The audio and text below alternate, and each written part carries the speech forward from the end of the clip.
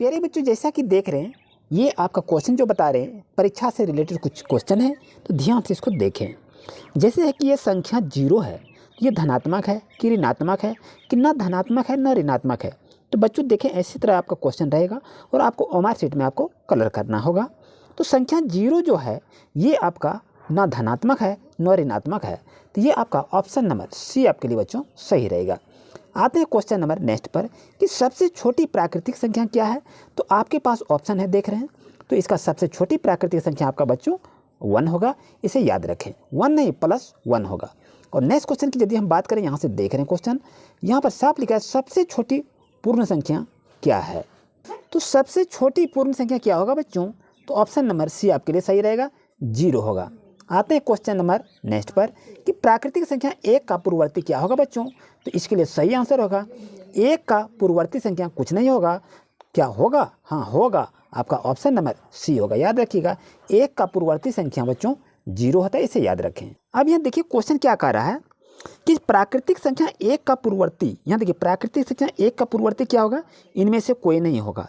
और वही संख्या कह रहा है पूर्ण संख्या 1 का पूर्ववर्ती क्या होगा, तो इसके लिए ऑप्शन आपका सी नंबर होगा, इसे याद रखें। देखिए क्वेश्चन दोनों में से क्या कह रहा है, इस चीज़ को याद रखें।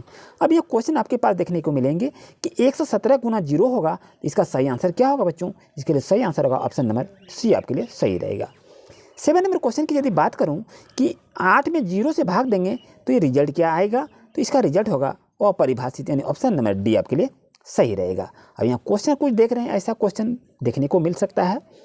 अब यहाँ 0 में 7 से भाग देंगे तो आंसर क्या आएगा, इसका ऑप्शन नंबर सी सही होगा। अगर यहाँ से क्वेश्चन आपसे पूछा जाए कि 0.25 का वर्गमूल क्या होगा, सो बच्चों इसका आंसर होगा ऑप्शन नंबर बी होगा, क्योंकि 5.0 को हम यदि 5.0 से गुना करेंगे तो 0.25 होगा। इस चीज़ को आप याद रखें। क्वेश्चन यहाँ से ऐसा वर्गमूल में भी क्वेश्चन पूछा जा सकता है कि 31.36 है, इसका सही आंसर होगा ऑप्शन नंबर बी होगा। अगर 121 का वर्गमूल बच्चों पूछा जाएगा तो इसका सही आंसर क्या होगा, 11 इसका सही आंसर है, क्योंकि 11 को 11 बार से गुना करेंगे तो 121 हो जाएगा, तो वर्गमूल आपका 11 होगा। यहाँ से देखें 196 का वर्गमूल यदि पूछा जाए बच्चों तो इसका सही आंसर होगा 14, क्योंकि 14 और 14 से गुना करेंगे तो 14 और 14 गुना करने के बाद 196 होता है, तो ऑप्शन नंबर सी आपके लिए सही रहेगा। यदि आपसे पूछा जाए कि 3.5 का वर्ग क्या होगा, तो बच्चों इसके लिए सही आंसर होगा ऑप्शन नंबर ए होगा। अगर 11 का वर्ग पूछा जाए तो 11 गुना 11 करेंगे 121 होगा, ऑप्शन नंबर ए आपके लिए सही रहेगा। अगर 13 का वर्ग यदि पूछा जाए तो 13 गुना 13 करेंगे 196 होगा, ऑप्शन नंबर ए आपके लिए सही रहेगा। अगर 16 का 16 से गुना करेंगे 156 होगा, यानी 16 का वर्ग करेंगे तो 156 होगा। अगर बच्चों यहाँ से क्वेश्चन पूछा जाए कि 64 का घनमूल क्या होगा, तो कैसे इसको घनमूल को निकालेंगे, ध्यान दीजिए। जैसे आपका 64 है, इसको 2 से भाग दीजिए, 32 दूनी 64 हो जाएगा। फिर 2 से भाग देंगे, 16 दूनी 32 हो जाएगा। फिर करेंगे 2 अठे 16 हो जाएगा। फिर इसको भाग देंगे, 2 चौके 8 हो जाएगा। फिर इसको भाग देंगे, 2 दूनी 4 हो जाएगा।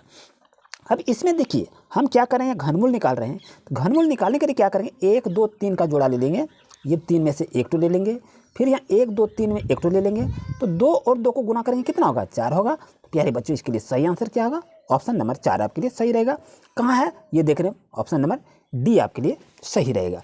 तो इस चीज़ को आप याद रखें कि घनमूल कैसे निकाला जाता है। बच्चों ध्यान दीजिए कि यहाँ कह रहा है 125 का घनमूल यदि आपसे पूछा जाए तो 125 का घनमूल कैसे निकालेंगे, ध्यान दीजिए। ये आपका 125 है, तो इसको 5 से हम करेंगे, तो 5 से इसको जब हम करेंगे, यानी ऐसे भी नहीं जान रहे हैं, तो 125 में 5 से भाग दे दीजिए, कितना होगा, 5 दूनी 10 हो जाएगा। फिर यहाँ 2 25 होगा, तो 25 हो जाएगा यहाँ।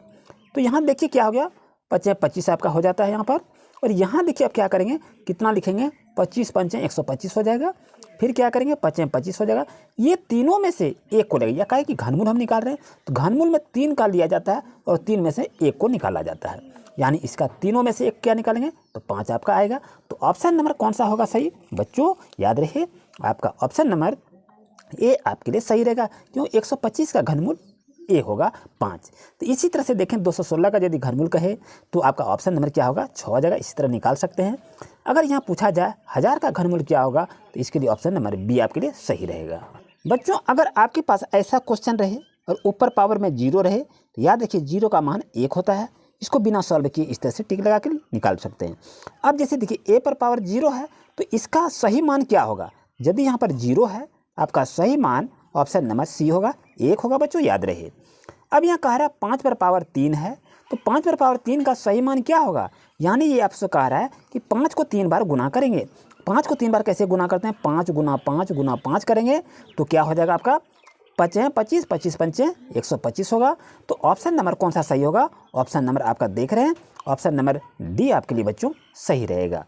अब यहाँ कहता है 5 - 3 का सही मान क्या होगा? तो याद रखें, यदि आपके पास ऐसा क्वेश्चन रहे तो इसको 5 25 कर देंगे, 5 को 3 बार गुना करेंगे तो 125 हो जाएगा और ऊपर में 1 लिख देंगे तो 125 हो जाएगा। आपका सही ऑप्शन सी होगा।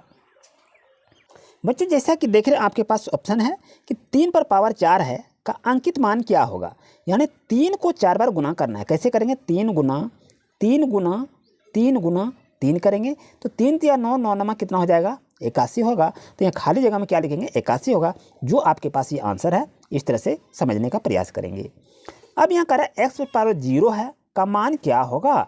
तो x पर पावर 0 तो अभी हम बताए 0 है तो उसका मान क्या होता है? 1 होता है। इस चीज़ को याद रखें। अब यहाँ क्वेश्चन देख रहे हैं आपके कह रहा है 3 पर पावर 0 है प्लस 4 पर पावर 0 है प्लस 5 पर पावर 0 है का सही मान क्या होगा? तो 1 हुआ 1 हुआ 1 हुआ, तो बच्चों इसका सही मान क्या होगा? 3 होगा, क्योंकि यहाँ पर 1, फिर यहाँ 1 2, यहाँ 1 हो गया 3, तो इसका सही मान क्या होगा? 3 होगा। अब यहाँ पर देखिए गुना कह रहा है, यदि जोड़ रहे तो यहाँ पर 1 रहता है और गुना यदि हो तो क्या होगा? यहाँ पर जोड़ वाला है और यहाँ आपका गुना क्वेश्चन आ गया। अब यहाँ क्या करेंगे? तो घबराने की कोई बात नहीं है। ध्यान दीजिए, यहाँ आपका 1 है और यहाँ भी 1 और यहाँ भी 1, तो बच्चों इसका सही मान क्या होगा? 1 ही होगा।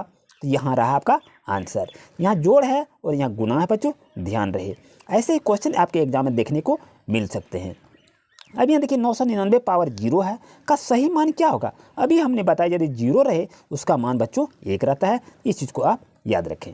अब यदि यहाँ आपके पास a पर पावर m है गुना a पर पावर n है, यानी a पर पावर m गुना a पर पावर n है, तो बच्चों इसका सही मान क्या होगा? तो याद रखें, ये पावर जुड़ जाता है। जब भी आपके पास ऐसा गुना रहे, याद रहे am गुना an रहे तो क्या करेंगे? a और a यहाँ आपका कॉमन रहेगा, यहाँ पर a लिखिए और m प्लस n हो जाएगा। तो यही बच्चों आपका आंसर होगा। इस चीज़ को आप जरूर से ज़रूर याद रखें। अब हम देख रहे हैं क्वेश्चन आपके पास क्या है?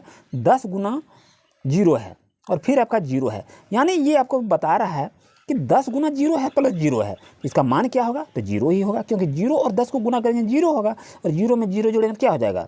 ये आपका 0 हो जाएगा। तो देख रहे हैं ये क्वेश्चन दिया हुआ है बच्चों, तो इसका सही आंसर होगा सी नंबर ऑप्शन होगा। तो इसको आप जोड़ करके इसको बना सकते हैं।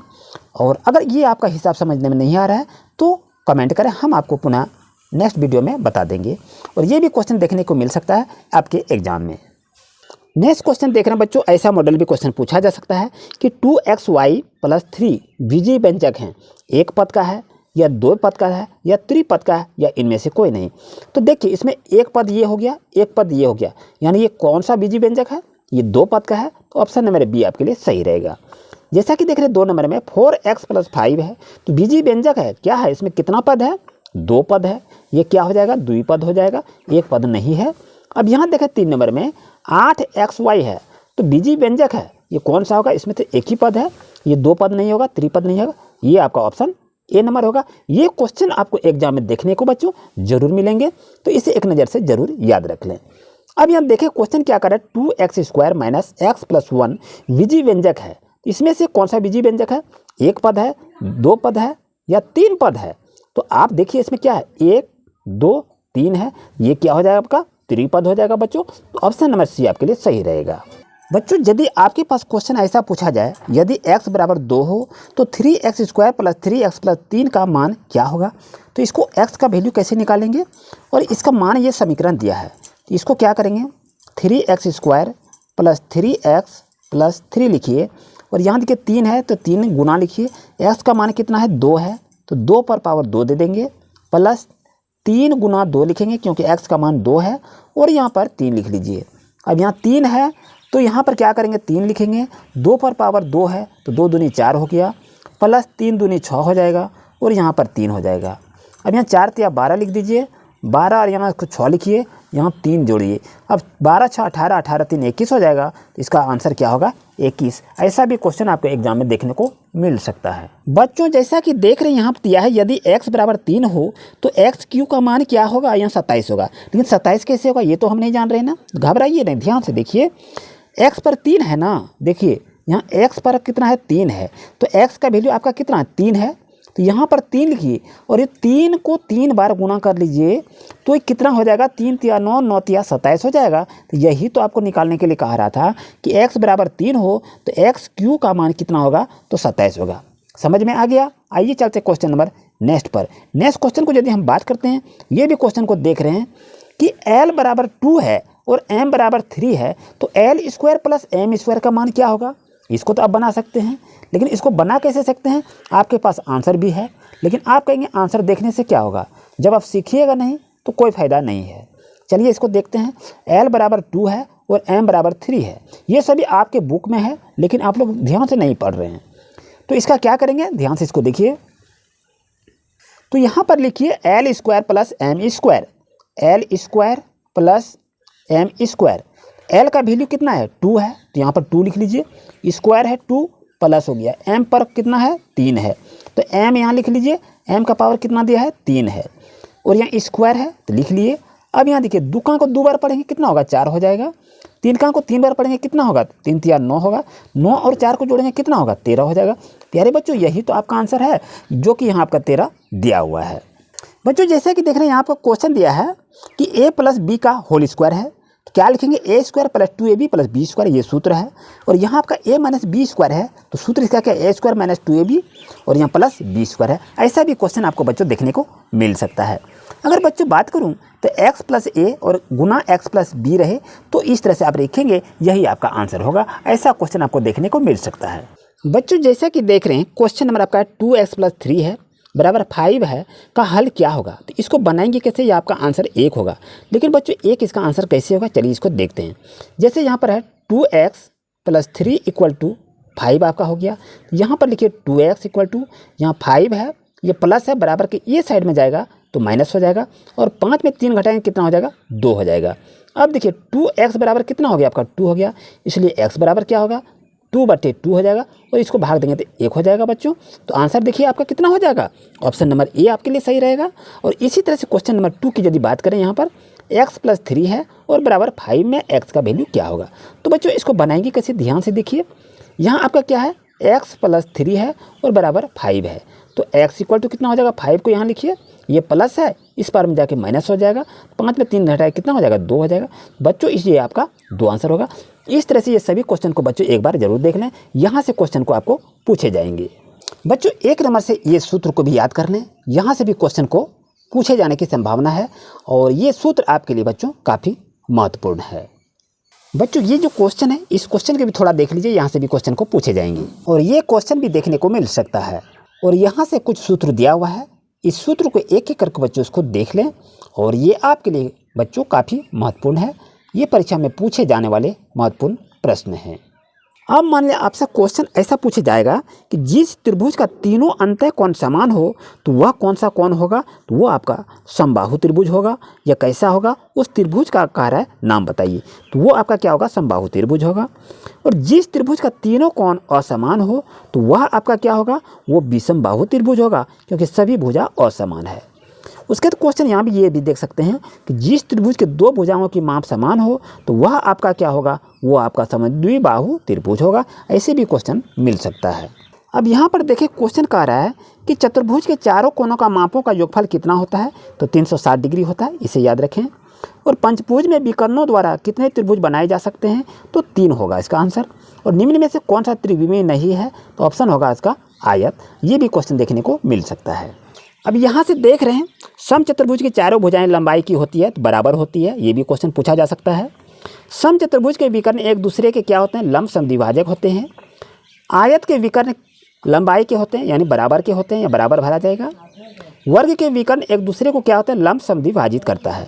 और वर्ग की चारों भुजाएं होती है क्या होती है? बराबर होती है।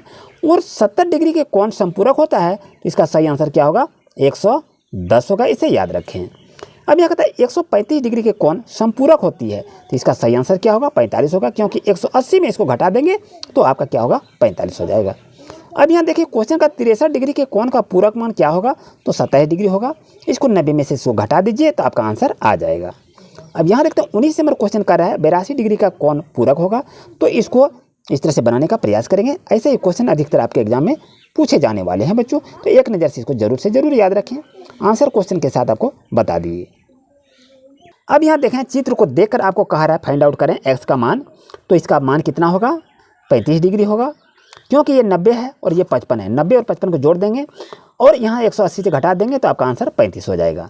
अब यहाँ देख रहे हैं यहाँ कहा रहा है चित्र में x का मान निकालिए, तो यहाँ देखिए 75 है, ये 50 है और यहाँ दोनों को जोड़ देंगे और इसमें से देखिए इसको भी जोड़ देना है, कितना होगा, तो तीनों कोना का जो कितना होता है 180 होता है। ये दोनों जोड़ के 180 घटा देंगे तो आपका 55 आंसर आ जाएगा। अब यहाँ से देखें क्वेश्चन यहाँ भी पूछा जा रहा है, ये सभी आपके बुक से क्वेश्चन हैं, तो इस तरह से क्वेश्चन भी देखने को मिलेगा। पिछले परीक्षा में आयलर सूत्र को अब पूछा गया था, तो इसका सही आंसर क्या होगा, ऑप्शन नंबर ए होगा, इसे याद रखें। और आयलर सूत्र ये हुआ कि कौन सी सही नहीं है, तो इस तरह से क्वेश्चन को बच्चों याद रखें, यहाँ से भी क्वेश्चन को पूछे जाने वाले हैं। और 2D आकृति नहीं है तो इसमें डी होगा, घनाभ होगा, तो यहाँ भी क्वेश्चन को पूछे जाने वाला है। अब यहाँ देखें कहा रहा है कि वृत्त की परिधि निकालने का सूत्र क्या है, तो 2πr होता है। आयत का परिमाप बराबर क्या होता है 2 गुना लंबाई जोड़ चौड़ाई होता है। वर्ग का परिमाप बराबर क्या होता है 4a होता है। और त्रिभुज का क्षेत्रफल बराबर क्या होता है 1/2 गुना b गुना h होता है। इसे याद रखें, यहाँ से भी क्वेश्चन ऐसे देखने को मिल सकता है। एक नज़र से यहाँ भी देख सकते हैं, वर्ग अंतराल से भी क्वेश्चन को पूछा जाएगा, तो बच्चों इसका देख लीजिए, इस तरह से क्वेश्चन एक बार रिपीट जरूर कर लें। और बच्चों यहाँ से ग्राफ से भी क्वेश्चन को पूछा जाएगा, ध्यान दीजिए, ये आपका प्रथम चतुर्थांश है, ये द्वितीय चतुर्थांश है, ये तृतीय है और ये चतुर्थ है। तो यहाँ से भी क्वेश्चन को पूछे जाने वाले हैं, तो इस सूत्र को आप जरूर याद रखें। और क्वेश्चन यहाँ से कैसा बनता है, आइए थोड़ा सा क्वेश्चन को भी देख लीजिए। जैसा कि देख रहे हैं क्वेश्चन यहाँ पर दिया हुआ है कि मूल बिंदु का निर्देशांक क्या होगा, जैसे है 0 0 0 होगा, इसका सही आंसर ए होगा, क्योंकि ग्राफ जब भी बनाया जाता है तो 0 पर बनाया जाता है। बच्चों आपका एग्जाम इसी तरह से ग्राफ पेपर पर लिया जाएगा, तो इसमें से जो एक सही हो, तो सही में क्या करना है, आपको एक ही अंक को कलर करना है जो आपके पास इस तरह से दिखाई दे रहा है। जैसा कि देख रहे हैं, मान लिया 84 का 1 नंबर सही होगा, तो इसको 1 पर इसी तरह से कलर करेंगे और कलर करने के बाद इसको छोड़ देना है, बाकी 3 कलर नहीं करना, एक ही को करना है। अब जैसे देखें कि मान लिया 82 का आपका 3 नंबर होगा, तो 3 नंबर में इस तरह से इसको सही कर लीजिए, बस यही हो गया, इतना ही काम करना है, अधिक कुछ नहीं करना है। अगर वीडियो अच्छा लगा लाइक जरूर करें, चैनल पर नए हैं तो न्यू अपडेट पाने के लिए अभी चैनल को सब्सक्राइब करें। Thank you.